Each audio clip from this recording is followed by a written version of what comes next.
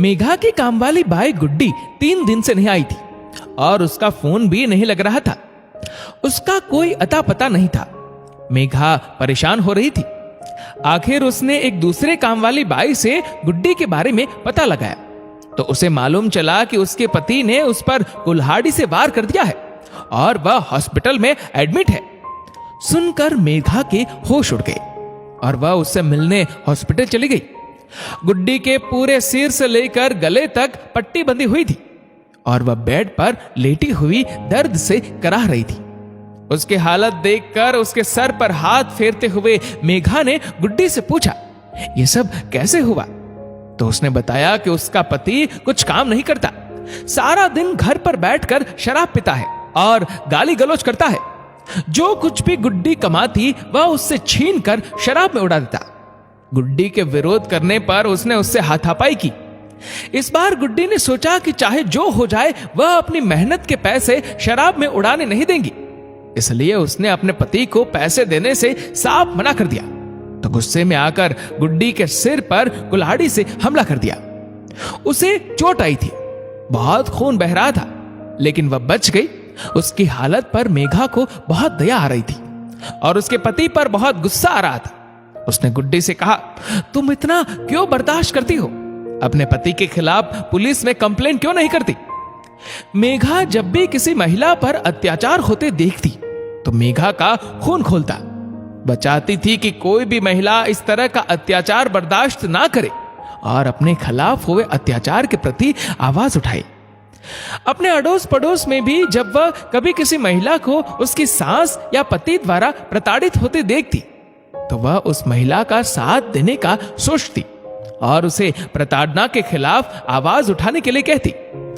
उसे हिम्मत देते हुए सहानुभूति जताती और उसे पूरा सहयोग देती। सभी औरतें मेघा की सहनशीलता और शौर्य की कहानी जानती थी।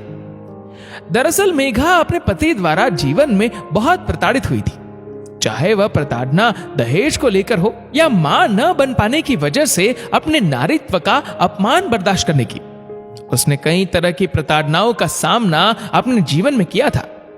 उसे शारीरिक, मानसिक और आर्थिक प्रताड़ना दी जाती थी। वह बहुत गहरे डिप्रेशन में चली गई थी, खुद से अकेले में बातें करने लगी थी। ऐसे विपरीत हालातों में संघर्ष करते हुए उसने खुद को उस डिप्रेशन से बाहर निकाला। उसके सामने करो या मरो वाली स्थिति थी।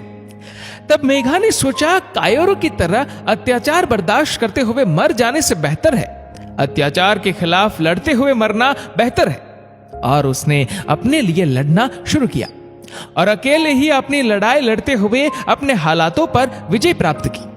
उसने अपने पति के खिलाफ हिम्मत करके पुलिस में कंप्लेंट कर दी और उसने दिखा दिया था कि औरत कमजोर नहीं होती, बस जरूरत होती है अपनी शक्ति को पहचानने की, जो हर औरत में छुपी होती है।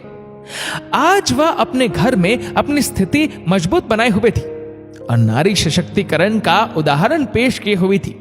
और उसी वक्त से मेघा ने मन ही मन एक संकल्प लिया था कि वह किसी भी औरत को प्रताड़ित होते नहीं देखेगी और इसे वह एक चैलेंज के रूप में स्वीकार करेगी। प्रताड़ना के शिकार औरतों के जीवन में बदलाव लाएगी, उनका सहयोग करेगी, उन्हें टूट कर बिखरने नहीं देगी, बल्कि मानसिक रूप से मजबूत बनाएगी। उन्हें एहसास दिलाएगी कि नारी कमजोर नहीं होती, बल्कि शक्ति का एक रूप होती है। और तभी से वह किसी भी महिला पर अत्याचार बर्दाश्त नहीं कर पाती थी और उसका सहयोग करने के लिए तत्पर रहती थी। दोस्तों, इस वीडियो को लेकर आपकी क्या राय है, नीचे कमेंट करके जरूर बताएगा। और अगर आपको वीडियो अच्छा लगा हो तो इस वीडियो को लाइक करेगा, शेयर करेगा ज्यादा से ज्यादा लोगों तक। और ऐसे ही और भी इंस्पिरेशनल वीडियोस के लिए हमारा फेसबुक पेज आज ही फॉलो करें। धन्यवाद।